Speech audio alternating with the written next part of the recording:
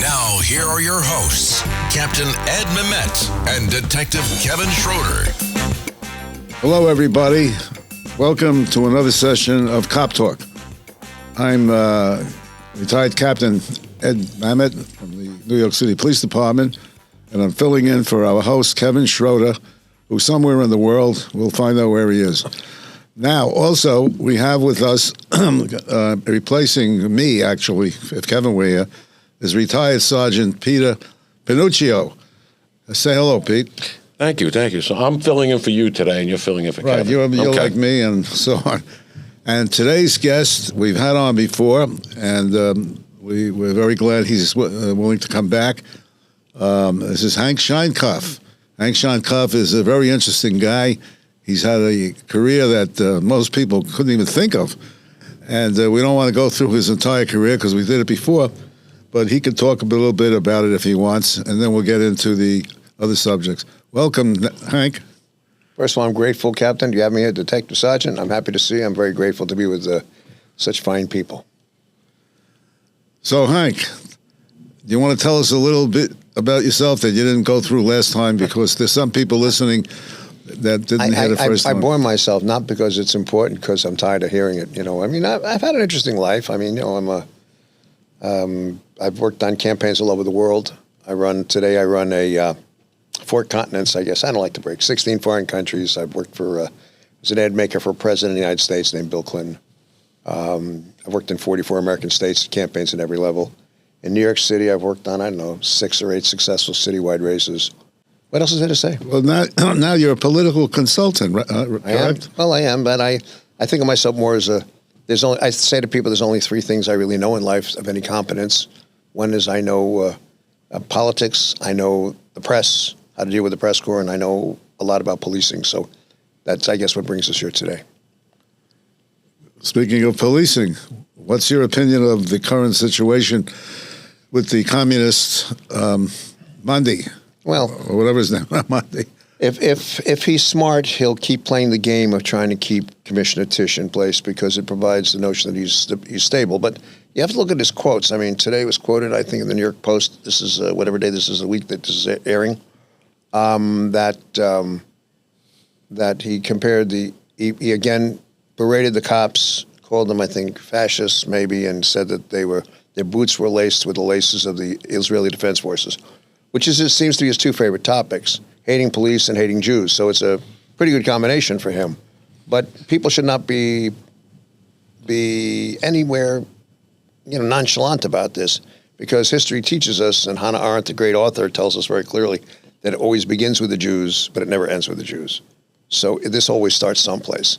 You're going to witness an administration, if he's elected, that will be very careful in the beginning about what it does, and then will not be so careful when it finds that it has dissent from people that do not agree with what they're doing. Well, his attack on police is ridiculous because he keeps changing his tune. He says that he talks to cops on the street, about himself, but he never reveals who they are or what he said. So who believes him? I don't. He's duplicitous. He's made comments where people have asked him, will you apologize to the police? His comment is, I've apologized for my statements. Hey, guy, you have not stepped up in front of the podium and said, I'd like to apologize for my comments to the NYPD. He's done a couple of things here and there. I've seen him posing with a few cops. Actually, they were auxiliary cops, which his campaign completely blew out. I saw those tins, yeah. Yeah, but the thing is, if you look at his history, if you look at his social media profile, this is going on 10 or 15 years, bashing the cops unmercifully. Sarge, you're right. The problem here is when you attack police in that way, you're really attacking the basic order of society, and you want to ensure that you can change it. And that is a deadly thing to do. In this city, we've enjoyed an extraordinary good run with our cops. People may think otherwise, but they're wrong. We have a police department that is among the most multi-ethnic, multi-everything in the United States. I think today the numbers are close to 80% Black, women, Latin, Asian. Gays were, the Gay Officers Action League, I think, was recognized as a fraternal organization, the police department, in the 70s, early 70s, if memory serves me, or mid-70s. I mean, the idea that somehow the NYPD can be anything like the NYPD that he is discussing as someone who knows the institution and knows the cops in it is absolutely nuts, because it's not true. He may be talking about somebody else, but he's not talking about all of you. He's not. He's talking about something else. We don't know what that is, but again, but it tells you what he intends to do. This idea of creating a separate agency to handle theoretical social service calls when it comes to domestic disputes, for example, is among anybody in professional policing will tell you that that's among the more crazy ideas anybody's heard. Why? Because unfortunately, there were 2 brave police officers, I think it was 2 years ago, were murdered on a domestic abuse call, the domestic conflict call, with the murderer hiding in the other room was ultimately taken down by a rookie police officer. I mean, they are the most dangerous calls, police officers tell me. So why would you put anyone at risk? Yeah, you get this vague, ephemeris Department of Public Safety. Is there any kind of structure to it? No. Who's going to pay for it? Who's going to staff it? I'm of the opinion that there's probably a lot of people associated in his core base. Right. Social workers who need jobs. Is this just going to become another employment program for his cronies? Because at the end of the day, somebody still has to go out and do the work. And I can tell you right now, it's not going to be social workers and I'm not even talking about shootings. Regular violence, people throwing stuff, people pulling knives. Throwing bricks. When you walk into these, sometimes it can start off rather peaceful and get violent. Sometimes you're walking into utter chaos. And as a civilian, you're not equipped to deal with it, especially if somebody starts using weapons against you. Training and instinct take over in your job. Simple. Yes, it does. That is the difference between a police officer and a civilian. Well, we've talked about this many times on the show about the mentally ill and the dangers of dealing with them. But there's also 2 other situations: traffic stops and domestic situations that are very dangerous because you never know how they're going to turn out. Right. You could stop a car for an alleged traffic violation and that's just an escaped murderer. You know, and he has a gun there and he blows you away. You brought up a good point, because that's one of the things that's been bandied about amongst his people, is having the NYPD completely removed from traffic enforcement. Who's going to stop it? Cars have been out of control pretty much for the last 5 or 6 years. We're seeing just people not obeying the laws, along with the bicycles. Okay, you take NYPD out of the mix. Right. Who's dealing with that? A social worker? Well, you're being kind. You take police officers out of the traffic business entirely, you will increase the flow of guns into New York City. Absolutely. Because no one will be stopping those cars. Or having a guy with a broken taillight will have the authority to open that trunk, okay, and take a look at what's inside. You guarantee that the number of guns entering New York City will increase exponentially. And narcotics. And narcotics. Why? Some of the best car stops started with a broken taillight or an illegal left turn. It's nuts. It's nuts because, and the public is entitled to have that kind of protection. So the question becomes, what is this going to mean? We don't know exactly what the guy wants to do, but he's telling you what he intends to do pretty much. He's going to take apart the NYPD. He's going to control it or else. He's going to demean the roles of police officers. At his staffer last week say, who are those people? Tell them to shut up, they're employees. He doesn't understand the nature of the ethos of the police department. He doesn't understand how law enforcement should work at its best. And frankly, New York City law enforcement overall, all the agencies have done exceptionally well in the last 20 years compared to what was. Thank Michael Bloomberg for helping to straighten that out. That's just a fact of life. We're living through the end of the Bloomberg management era. It's coming to conclusion very quickly, and who knows what's going to follow after that. You know, it's just, I don't think they get it. But, you know, anyway, Cap, you know. He keeps talking about Jessica Tisch. What makes him think she would stay on? I mean, she's a proud Jew. She wears a Star of David openly. I mean, if she does go to work for him, I mean, she should be banished from the Hebrew race. Well, that's one way to think about it. I make the following argument. She's 44 years old. She walked into a mess. She's cleaned up the mess rather well. If she had more time, she'd clean up more of the mess, okay? She's done something at least to keep the flow of cops on the street for the next umpty years by getting those classes out.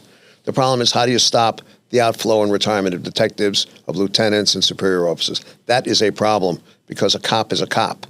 People don't think that way, but a lieutenant, a sergeant, a detective, they're cops. So if you reduce the number of cops, you create chaos. How she could deal with that, she's probably the only one who probably might have a plan to deal with that because she's a good manager. She's done a brilliant job in all the agencies she's worked in. To lose her in government would be a terrible thing, really, frankly, because she's level-headed and smart. Should she stay? That's a personal decision. I mean, I can't tell her what to do, nor would I try to, but it would be good to have somebody like that in government who's prepared to say, look, this is what we need to keep this agency functioning properly, to stop the retirements, the outflow, to give people an incentive to stay. Yeah, we're losing our best cops right now. We're losing our best detectives. How do you replace somebody with 30 years worth of time as a homicide detective? You can't. How do you do that? It's a tremendous drain on the experience level. And the older experienced people, supervisors, detectives, they're really like the de facto teachers for the younger cops. They're also, some of them are role models. Right. And we're hemorrhaging good people out the door. The day I retired in 2020, 180 cops left the job that day. All, I'm not saying just that 20 years, well over 20 years. And it was a tough decision for me to make. But I got to the point where, what are you doing here? Number one, you're doing it 40 years. But number two, as much as I loved it, I'm like, this is just insane with what's going on in this city. And the situation really, I mean, there's been an ebb and flow with Adams. And I think Tish is doing a good job. I think, you know, I would like to have seen her do more, but she's doing as much as she can within the constraints put upon her. Time is always a problem. She got there. She straightened up a lot of the problems. It appears just from the outside as someone who looking in and knows something about the institution. It's hard. I would not want to be in her position, but she's done it well. She's a great manager. But, you know, the problems that we're going to experience are deeper than that. Like you noted, it's retirements, okay? It's constraints on law enforcement's ability to function. It's failure to probably fill the needed posts in other agencies that the police need. I mean, if you have more probation officers, picking up people on warrants, means Rikers will be a lot less troublesome, but you don't have the people to do the job. So who has to do the job? New York City police officers. Which is a whole other issue. It's a whole other world. Rikers. You know, and the Rikers thing is a whole other issue. It's insane. Well, he said that if she stays on, she will follow his lead, which to me, I can't imagine what the lead will be. But getting on to other things, there are other issues that we need to look at, like the DA's office. Sure. They're being funded by Soros. And I think you and I had mentioned that earlier. Can you give us your opinion on that? Because it's not just DA Bragg, it's DAs all over the country. And that affects police work everywhere. Well, you can't have a just society if you have people who have a different view of justice determining who gets into office. It didn't work in San Francisco. I think they recalled the DA. It did work in Los Angeles. I think they tried to recall the DA. It's not working in Philadelphia, where the DA should be recalled or defeated. You can't walk the streets of Philadelphia. It's not working in other places where the DAs have been funded by Soros institutions, George Soros funded locations or outfits. It just doesn't work. Now, for some, it does work, because they think that the level of justice supplied to people is in fact unfair. But I would argue that it's more unfair not to be able to walk the street, or for someone who is working, a new immigrant who's doing their best to be part of the American dream, who takes the subway at 3 o'clock in the morning as a waiter or a busboy or something from a restaurant, and gets stabbed and beaten to death on a subway system, which we've had. Yeah, we have. We've had them. You know, that's less fair in every way, shape, and form than worrying about whether a lefty gets elected to a district attorney's office. Don't get me wrong, I'm not a fan of George Soros. That was a slick move on his part, and I don't think people even noticed it happening as he started funding progressive DAs across the country. Sure. People didn't wake up until the damage was done. Correct. And you're like, wow. But it violates the law. It violates basic religious law as well. The Bible in the book of Deuteronomy talks about it says very simply, it says judges and marshals, not police, marshals is the correct translation. You will appoint, who are incorruptible, who will make sure the commonweal is protected, will make sure there is no corruption of any kind, that will ensure fairness and that there's order not to punish people, but to make sure that society functions. That is what's supposed to be. So what we have instead is the opposites. So we're telling you again that when you do these things, you obviously upend the religious order. It's not just about they try to say, oh, they're cops, they're fascists. That's nonsense. People are entitled to a modicum of safety and a modicum of belief in the system. When the system doesn't function, when a guy can get locked up 10 or 20 times for banging out stores where people work for a living, poor blacks, Latin, women who are working to struggling to support their children, where those little drugstores get knocked out of business because they can't take the losses because of pilferage and theft and threats, and you got to put some kind of the mechanical device around razors so you can't buy them, and the guy gets locked up 10 times. The same guy gets locked up 10 times, and the DA says, I'm not going to consolidate these into 1 year in a felony so you can do a year at Rikers. You know there's something wrong with the system. So what you're saying is Alvin Bragg wouldn't fit into that description. I'm saying that the day one memo, which was publicized, horrendous. Whoever did that, I want to meet them. But the day one publicizing of that memo that said that resisting arrest would no longer be prosecuted tells you the tale. Because why don't you just put a crosshairs on some cop's head? Yeah, the day one memo, though, came out 6 months before the election. Mm-hmm. Anybody who had seen it, especially people in law enforcement, Tom Kniff, who ran against them, sure, we were screaming. This guy is telling us what he's going to do. Right. And yet, here he is. He's still incredibly well-funded by his machine.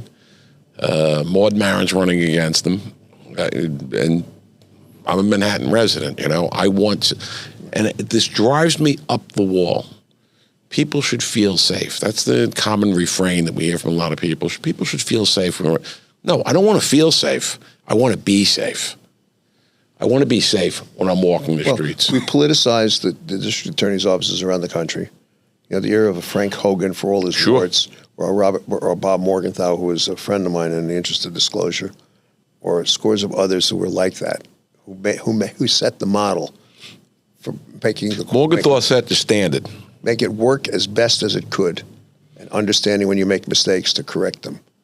That's gone. We're now living in an era of straight politics, and part of the reason is we have what I call the political industrial complex, where we have people who have never done anything but done politics, who worked in politics, who know nothing else but politics, who made their living out of politics, and will continue making their living out of politics. But I think all of those who are doing that in New York should pay very clear attention, because that era is likely to come to an end when the new administration, should Mamdani win, takes over, because we're going to find a lot of people not being able to eat. Now, I don't count myself among them, because in order to get through me, you got to get through Local 237 Teamsters, and about 20 other unions, and about a lot of cops, and 150,000 active and retired civil servants. So I'm not worried about me. But the others who are trying to make a buck use my bodyguard here. Thank you, my brother. We'll but I'm not worried about me, but I am worried about how the system functions. We need civilians, people who aren't involved in the politics, in these jobs, in these settings, so we have a fresh look. Because the political view of the world is not making things better. Yeah, and then you add in, we have the nonprofit industrial complex in New York exactly City. Well said. I mean, that's a topic we could go on for, but major problem within New York City. Sure, absolutely. And they're also a way around civil service. We put those people in these community-based organizations who are not civil servants, who don't relate to the civil service system. We're making a reasonable amount of money at the top. It's not, what do they do overall to make the system work or to make society better? 662,000 people in New York City, 17% of the, for lack of a better term, jobs are employed by nonprofits. A lot of those same nonprofits are funded by government, by the city of New York. Who's looking at them? The controller should. Brad Lander? Well, Brad Lander, one of my favorite topics of things I like to kick around. He's another Mandami. Brad Lander, 2 months into office, gave his wife, Meg Barnett, it was a $550 million contract for, I believe it was Partnership for New York or a nonprofit in New York. And people started to say, hey, whoa, this is your wife. She represents this nonprofit. You're giving her a $550 million contract. And Brad went to Conflict of Interest Board, who spent a total of 24 hours researching it, and came back with a clean bill of health for that. And that's... But there's a problem, as you know, between action and appearance. The appearance is lousy, therefore don't do it. The fact that he's on the left excuses it. If a guy who was in the center or right wing did it, they'd be pillorying him, unquestionably so. Yeah, I actually made a complaint with him to the conflict of interest board. This guy's out campaigning 24/7, or he's getting arrested in the courthouse when he was running for mayor. I know if I took off most of my working day when I was still employed by the police department without submitting what we called a UF-28 for time off. Yep. Does anybody turn around and say, hey, you're campaigning when you're supposed to be controlling? And we didn't see much controlling, let's just say, over the last 4 years with him. There's no, of course I never heard. I called him up and he says, well, should we decide to look into it, all right, you're never going to do anything with it. It's as simple as that. Hank, getting on to another area, what's your opinion of the federal troops moving into cities where the police are either not doing what they're supposed to do or the mayors are holding the police back? I'm troubled by the violation, frankly, of a basic portion of American constitutional protections, which is posse comitatus. And I don't think police officers should be usurped or their authority usurped by federal troops. It is not a good idea. It is reminiscent of societies, for example, in Central and South America and others where freedoms have been certainly curtailed. I think that we ought to have more police in these cities where required. They ought to be funded by the federal government. It'd be a better thing to do, like we did with LEAA back in the day, which turned out a tremendous number of competent, qualified police officers who served the nation with distinction. That's why I got my college degree. Does that still exist, LEAA? No, I got my first master's by LEAA. I'm grateful. I know cops that got master's, law degrees, and went out to be better cops. And I got my master's through LEAA. And it made everybody. And we were talking about Arthur Niederhofer, may he rest in peace, lieutenant of the New York City Police Department, who was my advisor at John Jay and was your professor, I think. One of the things, he was the kind of guy that LEAA helped create, right? That they were able to teach. This idea of bringing federal troops into these cities, in my view, it frankly reduces the value of local policing, which is not a good idea.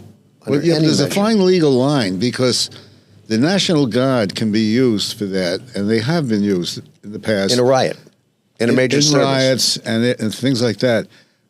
But they can also be federalized. And once they become federalized, are they considered U.S. troops or the National Guard? I mean, what's the legal argument regarding posse comitatus? I can't argue that. What I can do is that there's something chilling about seeing those troops in the place of police officers. This civilian government essentially has worked very well for a long time, with its moments of disaster and its moments of problems, but it's worked very well. The concern here is larger politically, which we go to politics. If Mamdani is elected in New York, with the guy in Chicago where 13 people were killed in one weekend, I think in one weekend also 4 law enforcement officers were killed, 3 feds and 1 Chicago police officer. I mean, it's extraordinary to me. You have New York, Chicago, Minneapolis, potentially Seattle, potentially Portland. San Francisco? And San Francisco. Well, San Francisco now is under control. Mayor Lurie is cleaning the place up and putting it back in order, doing a good job. But you put all of this together, what it does is it ensures that Republicans will have a platform on which to run that talks about disorder versus order. And the creation really of kind of 2 countries. The disorderly America, which is to be, voted against, and people who live in the suburbs and the exurban portions of the country will do what they've always done, which is to vote against the cities, which is not good news, and will further divide this country. Yeah, that is my deepest concern. I think that's going to be a 2-step process. They'll bring in federal law enforcement first, ramp up what they're doing with ICE. If Mamdani is the mayor, then the clashes are going to start. And I think we're going to see serious problems, and I think that may well be the justification, sending in the National Guard, sending in, You very well may be correct, and Sergeant, I think that if you take it to the next step, what it does is it creates the great divide against the cities in this country, which is not good news. Yeah, I don't want to take any of these steps at all. I know you're not hoping it happens. So I'm just, as an observation, it is not good news for the country because it creates further splits, which we really don't need. Will Mamdani be able to do half the things he wants or talks about? The answer is no. Why? There will be no money. The state has a serious deficit. The city will have a serious deficit.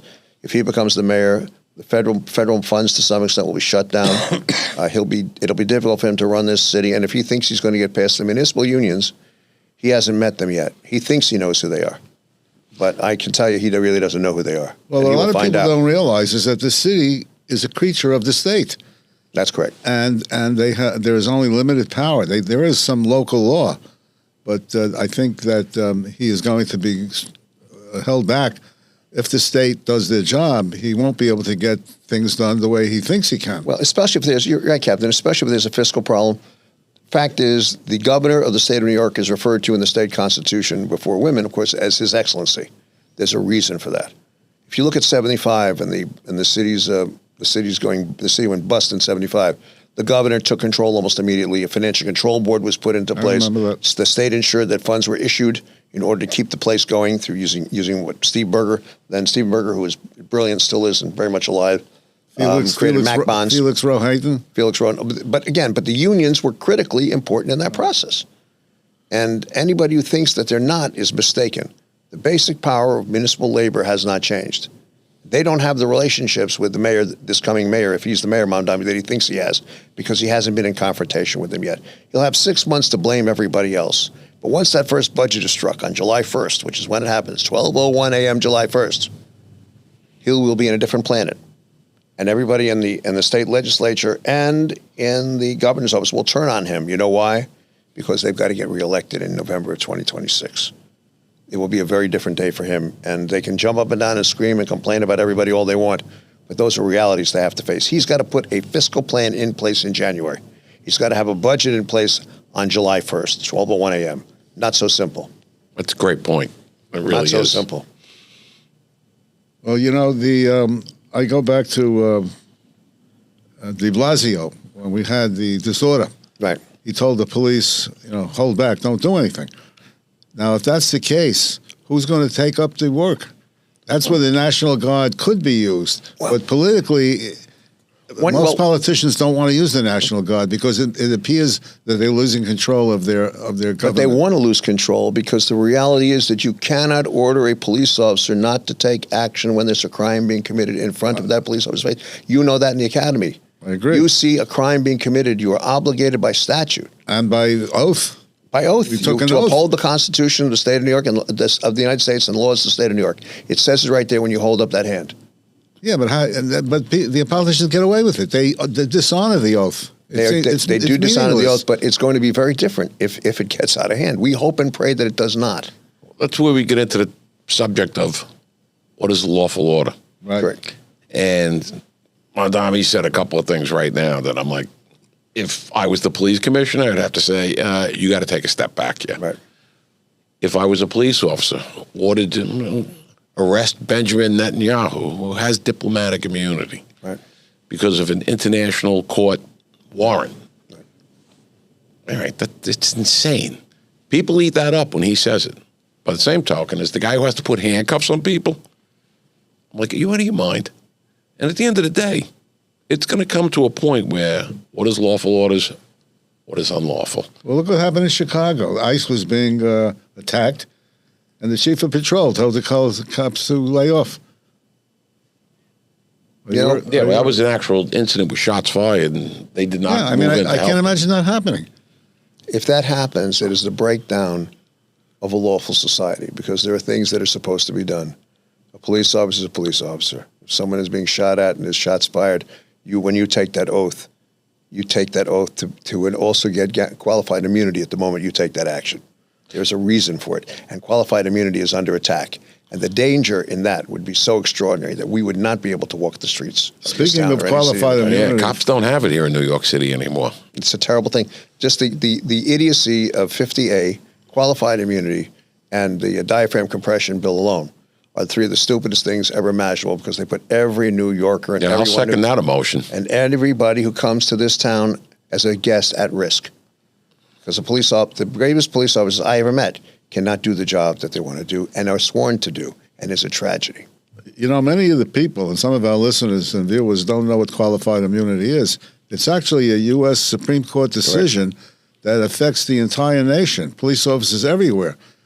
And what it offers is the defense for police officers who are acting in good faith. Correct. If they're acting in good faith, they get the presumption of doing the right thing. Now, what happened in New York State, the New York State legislature came out with a something, but we're not going to allow community qualified immunity as a defense, and the city did it, doubled down on that. So it still exists, but it's a question of whether the Corporation Counsel or the lawyers who are defending the cops use it, and they're restricted from using it. There'll be a comeuppance. At one point, there'll be a case that has qualified immunity, the diaphragm compression bill, and 50A all in one place. And that'll be the great explosive moment, okay? When a cop's name at home is revealed for doing the right thing for a complaint that had absolutely no legs to it and was tossed out, but his name was put there anyway because he took an action to protect someone's life who was deemed at the moment, based upon his training and knowledge, was in danger, okay? And he put the cuffs on somebody while doing what? While putting pressure on this part of the body to this part of the body, and suddenly found himself in legal trouble. When that day comes, it will be the end of the NYPD as we know it. And that is the danger all of you who serve this city with distinction face.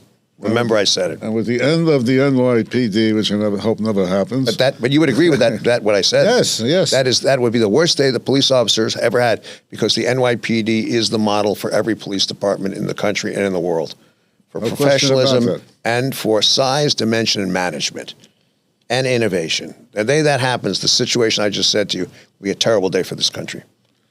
Well, Hank, this has been a very good interview. For the second time we've had you, maybe we'll have you on more. My pleasure. Thank you, Captain. I hope that this interview runs before the election is over. I'm not sure it will, but we've covered areas that should be known. Pete, you want to say something in closing?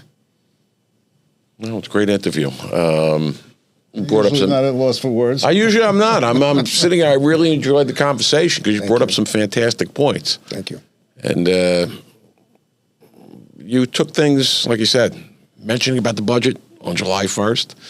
A lot of people haven't thought that one out that far yet. They should start thinking. And the rubber's going to hit the road, like you said, when it collides with the unions. And unfortunately, what you just discussed, that day is going to come. I hope not. I hope not for every decent citizen and every indecent citizen of the city, because everybody will be impacted at that moment. Once you cross that Rubicon, you cannot go back. You just can't. I said to somebody started me one day, I said, no, they said, diaphragm compression. I said, come here. I said, get a pair of cuffs. Now you try to lock me up without touching any part of the body from here to here and see what happens. Good. We've all been in melees. Good. And you wind up on top of somebody, not intentional. Right. There are certain groups, certain prosecutors, they're going to view it differently. And that cop will be placed at tremendous risk. Terrible, terrible, terrible. With those thoughts, we will terminate the interview. Thank you. As Kevin would say, God bless law enforcement, God bless the United States, God bless everybody. And thank you very much, Hank, for appearing. You did a great job. I'm happy to be here, and thank you for having me. You did a great job, both of you. I'm grateful to be here with you. Well, that's nice to know. Thank you, sir. This is Cop Talk.